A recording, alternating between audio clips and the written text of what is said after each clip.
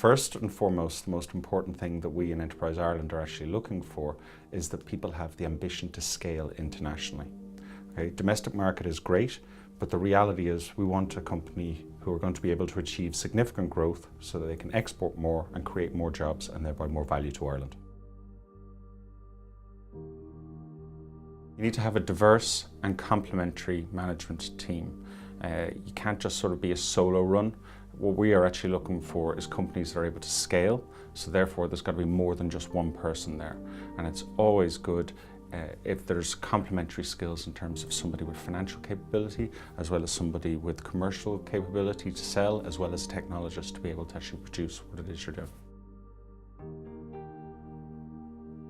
It's vital that you have a well thought through plan. It is much better that you fail on paper than you do in reality. Everybody's inclination is just to leap in and to get a job done and go for it.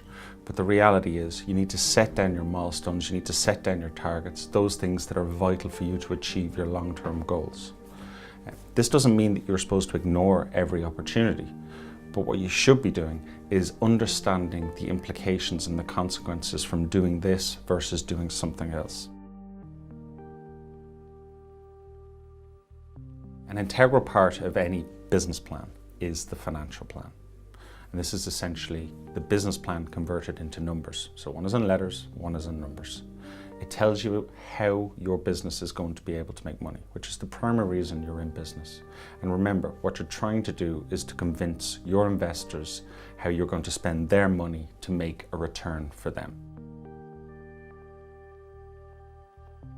Outsourcing production or outsourcing your R&D may make perfect business sense and may lead to you having a very, very strong business.